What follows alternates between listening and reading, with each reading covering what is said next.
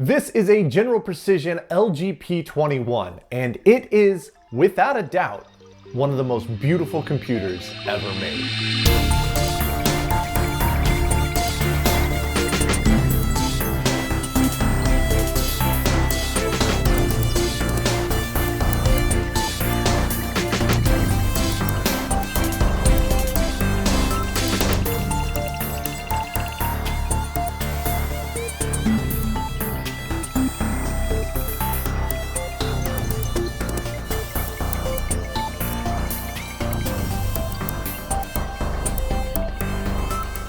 The LGP-21 is a cost-reduced, transistorized version of the LGP-30, which is a full-fledged vacuum tube computer from the 1950s.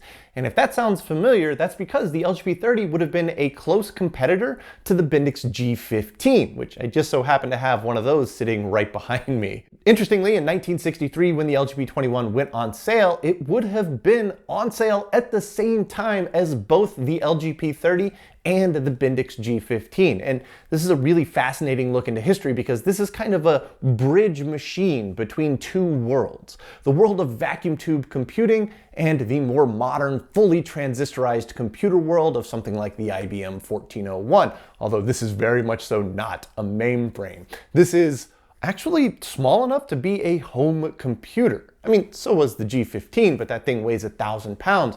I can pick each one of these pieces up by myself and throw them into the back of a car. So this thing very well could have been the first personal computer. Now, that's a bold claim to make, and everybody's going to have a different idea on what the first personal computer actually was. So, I don't know, sound off in the comments. Let me know what you think the first personal computer was. But being from 1963, being fully transistorized, and looking as good as it looks, it makes me wish that I had a mid-century modern home to slot this into, because it's a beautiful piece of furniture and a decently capable home computer. This one has a very weird memory. It has a rotating disk memory. This is kind of an evolution of the rotating drum memory that would have been used in the LGP-30, or similar to the one that's in the Bendix G15, only instead of a drum, it's flattened out into a disk like a modern hard drive. However, unlike a modern hard drive, all of the heads, yes, plural, there's like 30 heads in this thing, are fixed. They can't move in any direction. Although they do fly, which means they also land on the disk, which is kind of terrifying to think about. But that rotating disk memory gives you 4,096 words of memory. However, one word is 31 bits. Not 32, 31. The concept of a standard-sized word was not really around in the 1950s and 1960s, so machines often had words with really weird bit sizes. For example, the Bendix G15 has a 29-bit word. Now, according to my little book here, this thing has 23 commands. I don't particularly know what that means. As a matter of fact, I have no idea how to actually interact with this thing from the perspective of a programmer. So that's something that I'm going to have to learn. And I'm actually quite excited to get into it, because if it's here in this room, that means we're going to get this thing going. But the journey it took to get to this room is a pretty fascinating one, because it started out in New Mexico at the Los Alamos Labs. There are LASL/AEC for Atomic Energy Commission asset tags on absolutely everything. Now, as far as computing horsepower in the 1960s goes, this thing would have been on the low end of the spectrum there, so I have no idea what it was actually doing at Los Alamos. It's likely it was relegated to something mundane like accounting, but even that I think is pretty fascinating. So after it spent its time at Los Alamos, it ultimately got sold on in an auction, and it eventually ended up in the hands of one Tom Jennings, the very same Tom Jennings that created FidoNet. An absolute pillar of our community and one of the most hilarious and fun people I've ever had the pleasure of hanging out with. So Tom, thank you so much for hosting me, and thank you so much for the opportunity to get to work on this machine. And I really want to debut this machine in a fully functional state at the Vintage Computer Festival Southwest, which is coming up in like 10 weeks. So we have a pretty tight deadline going on here, but Tom took excellent care of this machine. It's in impeccable condition. So I think we're gonna be able to make it. To get into this thing, it's pretty easy. The entire clamshell just folds forward, and it's on these 3 pins that slot into these little hooks here, and you just slide it out from that, and then the whole clamshell goes away. And that gives us access to pretty much the entire computer. This is the rotating memory disk that I want to remove because the power supply is all underneath that. And the very first step of any project like this is confirming that power is healthy. So to get this out, it looks like it's on these 4 rubber isolated posts here, and these have little screws on them that are just finger tight. So I think somebody's had this apart before, but we need to unplug it from the memory control board here. And there are 2 little plugs here that look like vacuum tube sockets that just have the wires kind of epoxied to them. That's a really cool way of doing it. And with those 2 unplugged, we need to remove the memory control board from this, which is held on with 3 screws or 4 screws, I think. And yeah, just 4. There's 1 here, here, and then 1 more here and here. So I'll just go ahead and remove all 4 of these. They are slotted, and I hate slotted screws. I wish they would all be Phillips or something like that. But with all 4 of those removed, the whole thing just kind of rotates free, which is a little terrifying. But there are connectors along the bottom here. And the connector that we are most concerned with is this one here in the middle that goes up to the disk memory. And that one just pops right off. So now the rotating disk memory is totally free, but I'm actually going to pop these connectors off as well so that I can get this memory board fully out, and so that we don't end up damaging it or hurting it in any way. And speaking of that memory control board, we get our first look at the insanity of the construction style of this thing. You can see it's just a massive row of metal can transistors. These are all Texas Instruments N652. I don't know what those are offhand, but I'm willing to bet that they are PNP germaniums, which means that this thing is going to have some negative voltage running around in the power supply. Also, there's a boatload of germanium diodes. That's what all of these black packages here, here, and interspersed among the resistors here are. Given our track record with germanium diodes on the G15, I am expecting some of those to be bad, and potentially even some of the germanium transistors to be bad. That's going to be a fun thing to try and troubleshoot. Back on the disk here, I can see that the motor wiring is already unplugged, so somebody has definitely had this thing out. So I think all we're going to do is just lift this thing straight up. And yeah, it's not even that heavy, but you can see the massive electric motor down there that's going to be spinning the disk, and now that thing is completely free. And looking at the underside of the disk here, I mean, there's not really a whole lot to see, but you can see it is actually a pretty small disk, although the motor for it is pretty massive. This is a 1/40th horsepower single-phase 115-volt AC motor, and it spins at 1,125 RPM, built by the Bonnie Electric Company. I think that little label looks awesome. And with the memory disk out of the way, we now have excellent access to the power supply, and it's an incredibly simple looking power supply. But interestingly, it says serial number 140 on it here. If we look down at the frame here, it says serial number 138, but that all just contradicts what it says on the back where it says serial number 58. I don't think that anything in here has ever been replaced. I think just the power supply department was manufacturing things at a faster rate than the final assembly department, and the final assembly department was just grabbing whatever they could get their hands on. And so you're going to end up with a mishmash of serial numbers. So I think 58 is actually the correct serial number for this machine.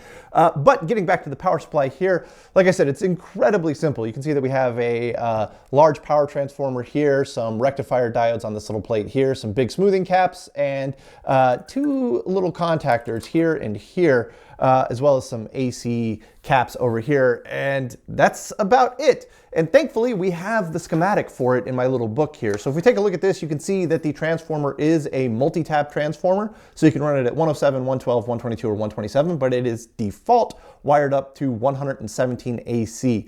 That 117 is then passed on to the punch, the reader, the flexo writer, the display, as well as the fan motor and the extra AC plugs on the back for other peripherals. But also you can see that 117 goes straight to the disk motor, which has a motor start relay. So that's going to be one of these big contactors here that's going to get that motor up and spinning. We also have our proper start capacitor and AC run capacitor that it switches between, I think.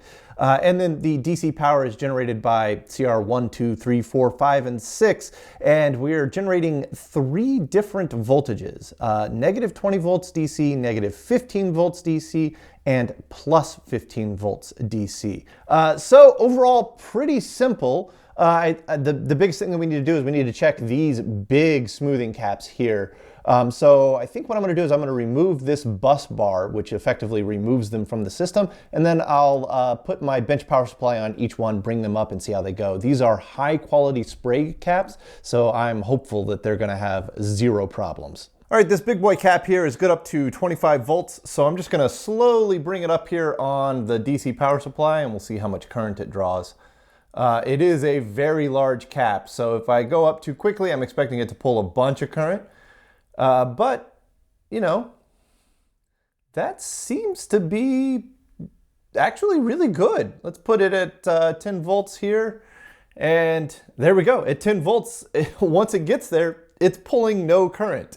So let's go all the way up to, say, 15 to 20 volts. And yeah, as we cross 15 volts there, we're never really pulling more than 10, 20, 30 milliamps at most.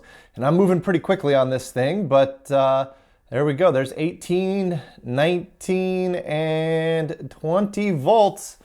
As soon as I stop increasing the voltage, the current drops to 0. That cap is totally fine. We can do a quick sanity check of all the diodes because they're just held in place with a little 3/8" bolt. So I can undo the bolt and disconnect one leg of the diode, essentially removing it from the system. And then I can just run my multimeter across it because these are just regular silicon diodes, and we have nothing in that direction. And then if I check it in this direction, there we go, 0.5 volts. So CR1 is totally fine. I'll go through and check the remaining 5, but I'm expecting those are probably going to be totally fine as well. I think we're ready to throw some electrons at this thing, only we need to figure out how to get electrons into it. The input is via this little twist lock connector here, but this one's only rated to 15 amps. It's a pretty small connector, and the little sticker over here says that it's 1,000 watts total into this machine, which is only like 8 amps. So that's like less than a modern gaming PC. I mean, we can just make a cable that'll go into that. I went and picked up a twist lock connector here that'll go into there. So I'll make a cable for that right quick. But while we're back here, we need to check all 3 of the 5 amp fuses here. There is an interlock switch here. I'm not entirely sure what that does. We've got a record enable switch and a normal and compile switch. We think this normal compile switch is a customer add-on because we can't find any reference to it in any documentation. But also back here we have the Centronics style connectors for the display, for the flexo writer, for the paper tape reader, and for the paper tape punch. All right, I've got all the computer cards unplugged, and obviously the memory disk is missing, as is the memory control card. So the only load that should be on this power supply is gonna come from the back plane here. So I don't know, let's flip the switch and see what happens. I'm not expecting a whole lot to happen except for maybe a light to come on, but let's push the power button.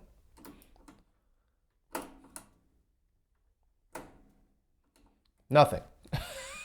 Why does nothing happen? All right, let's figure that out. Okay, on the back here, there's this giant looking circuit breaker called interlock, and it was switched off. And I looked through the manual and I found this page here. I'm pretty sure that the circuit breaker is this CKT breaker listed right here. And if that is switched off, that's definitely gonna prevent any AC from making it to anywhere. So we definitely gotta flip that thing on. And now I think we can push the power switch on the front. All right, round 2, here we go. We'll push the power switch and, oh, something is very unhappy. I think that's probably our motor start relay not doing what it's supposed to do because we're missing stuff. All right, well, while it's up, oh, there it went. That might have been the time delay relay being upset about something. Oh, no, the whole thing is shut off. All right, well, whatever it was, it got angry. Oh, our circuit breaker on the back kicked off. So, yeah, something is definitely upset about something here. All right, I've spent like a full day poring over the schematics, double checking all the wiring on this thing, and I even powered it up 2 or 3 more times to double check some stuff, and I think I figured out what's going on here. The super noisy relay is absolutely the problem. The disk motor is not in there. It's very upset that it's missing a winding of that disk motor. I can shut it up by using my pencil to close it, but the actual problem is that the circuit breaker keeps kicking off, and that all boils down to this little part right here. This tiny little piece right here is in series with the circuit breaker, -20 volts, and ground. And this is a thermistor. You can see that I've got my multimeter measured right across it right here, and we're measuring about 1.3 kilo ohms. But if I blow hot air on it, you can see that that resistance dropped immediately to 1.1 kilo ohms. And now as it cools back off, it's rising back up to 1.3 kilo ohms. This is a safety cutout. If the primary cooling fan dies, this will increase in temperature and ultimately shut off the circuit breaker, saving the machine. But something has gone wrong with it and it's shutting off the circuit breaker all the time. Now, I don't know what the specs of this thermistor are supposed to be, like what resistance it's supposed to be at ambient temperature, but I know that it's what's kicking off our breaker. So my solution is one that people are going to disagree with, but I'm just going to remove it from circuit for now. There we go. Cut that little wire. This is going to be all right because I'm going to be watching this thing like a hawk every time it's on. And then in the future, we can figure out what on earth is going on with this thermistor safety cutout and solve that problem. All right, with the thermistor removed from the circuit, let's give this another shot. We'll go ahead and hit the power switch. That relay is gonna make some noise. I'll shut it up with my pencil here. There we go. That is much less terrifying. After 20 seconds, the time delay relay should kick off. We should see it snap over. And when that happens, hopefully we get a power light up here. Yeah, there it goes. Boy, that felt like a whole lot longer than 20 seconds. But there we go, we got a power light going on. Let's see if we can check some voltages across the rails here. We should have -20 volts on this guy. -23, again, there's 0 load on it, so that's actually probably totally fine. This one should be -15. Again, it's a little high, but also no load. This one should be +15. 18. Right. So I think as soon as we load this up, it's going to come right back down, but that actually looks totally fine. All right, the next step I think is getting the disk motor in and spinning it. This is by far and away the most terrifying part of the entire build. So let's eat our vegetables first and just get it done. Whether the heads fly or not has absolutely nothing to do with whether the electronics are hooked up. All that has to happen is the disk has to spin, and then the Bernoulli effect should lift those heads off of the platter and it should all spin up and be nice. Now the motor itself has 4 wires coming out of it, and I think I've traced all of those down correctly. The blue wire is going to go to 8A on our terminal block here, black to 7B, black and yellow to 4B, green to 9B. I'm pretty sure I've got everything hooked up correctly. Oh man, this is the most terrifying bit of this entire thing. I can see some witness marks on the disc where the heads have landed, but I think that's just part of regular wear and tear. This thing is sealed and has been sealed its entire life. This is one of those rare situations where I think our best bet is to just trust in it and send it. So let's just throw out a quick prayer to the computer gods and throw that power switch and see what happens. All right, so here we go. Breaker is on, and then I'll go ahead and hit the power switch up here. Man, I hope this goes well.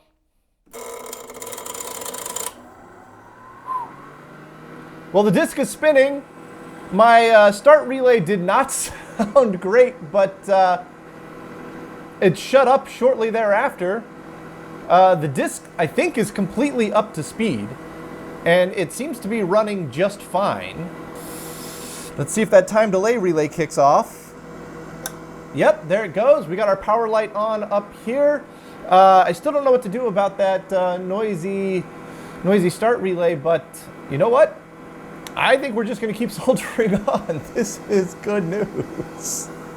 I think we're ready to start plugging cards in, but before we do, I want to make sure that we do have plenty of adequate airflow into the card cage. And I think that means that I'm going to need to put some new foam around here so that our fan here actually makes a decent connection and actually pushes air through. So I need to get this whole back plate off and then scrape that clean and then put new foam on that. The filter is held in with some spring-loaded clips, and then the entire back plate was only held on with 4 screws. I think it's actually supposed to be held on with something like 8 screws, but, well, there was only 4 there. And then anyways, I'll go through with a razor blade and a vacuum cleaner to scrape off all the old disintegrating steel. After it's clean enough, I just used some sticky back weather sealing from the local hardware store. It's not the stickiest. I would have preferred something a little more aggressive, but you can see that the shroud does push up against it, which makes a nice seal and holds everything in place. And here is all of the logic in the computer. Just these 5 boards make up the entire thing. Well, these 5 combined with the rotating memory disk. This board is the P and Q register, which I imagine stands for product and quotient registers.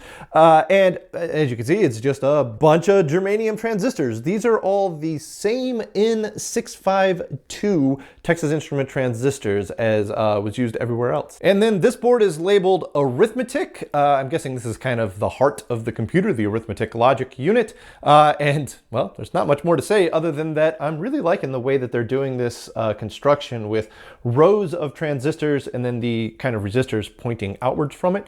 And this one is labeled phase control. I'm going to be honest, I have absolutely no clue what it does. My guess is that this has something to do with interacting with the memory disk. And then finally we have our Tally I/O boards. This one on the right is Tally P and R I/O, which I imagine stands for punch and reader. And then this one on the left is Flex Tally I/O, Flex standing for flexo writer. There are some of these really nice multi-turn potentiometers here to get things just right. And we have a new type of transistor showing up, these big cans here.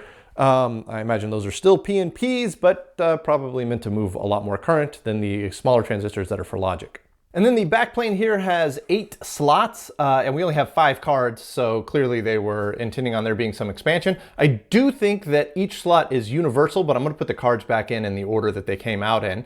There's not a whole lot else going on the backplane. I mean, we have some resistors up here and all along here. This might be some kind of termination. We also have some germanium diodes along here and 2 coils. I thought these were maybe relays at first, but there's no moving parts, so I think they're just big giant coils and no clue what those are for. Now I drenched these slots in deoxit, which should apply some lubrication, but it was still an absolute battle to get these cards to slot in.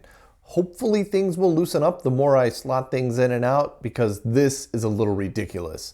Either way though, these should be making nice contact at the very least. I don't know exactly what I'm expecting to happen without having the flexo writer, the CRT, or any of the I/O plugged into it, but I have all 5 cards plugged into the backplane, the memory control card over here fully plugged in, the disk memory plugged in.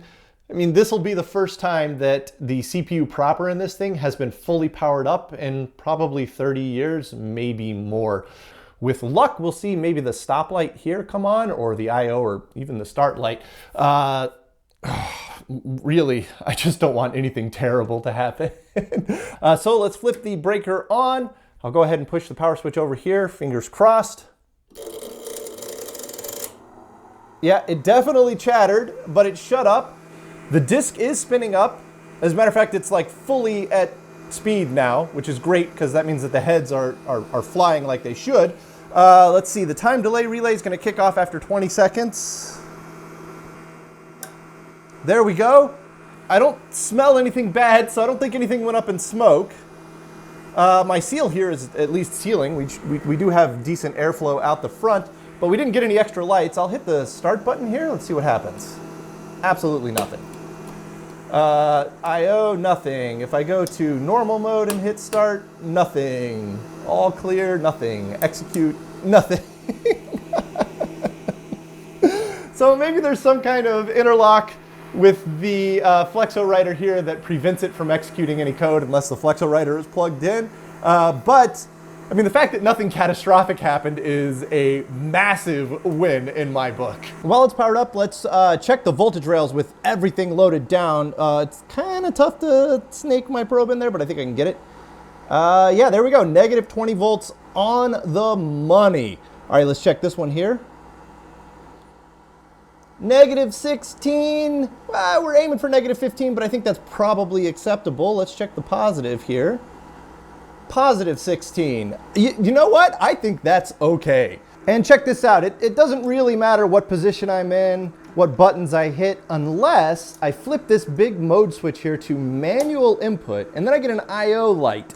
And then the only way to clear that light is to push the I/O button. So something's happening. That's pretty cool. The next step is to get the flexowriter plugged into this because it has all sorts of unique keys on it, and there's probably some special sequence that you got to press in order to effectively bootstrap this thing and wake it up. But I also want to get the CRT plugged into it because that's going to give us a view of some of the registers in the CPU, and I think that's going to be an incredibly powerful diagnostic tool. However, I can't plug either of those in right now because I don't have the cables for them. I'm gonna have to make the cables from scratch. And for the CRT, that's gonna be pretty easy. It's a D-shell 15 pin to Centronics style connector for this guy. That one I already have all the pieces for. I just gotta sit down and solder it up. But the flexowriter is gonna be a lot more difficult because it is Centronics on one end, but it's a 36 pin Canon connector on the other end.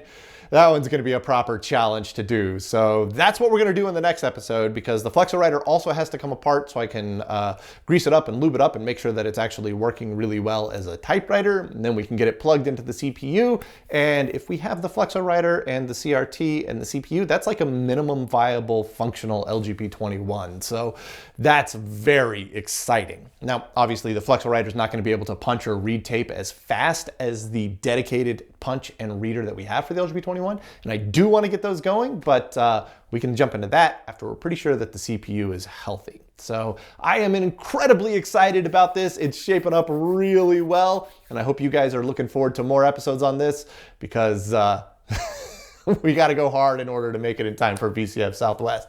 So I want to thank you all so much for watching, and I hope to see you in the next one.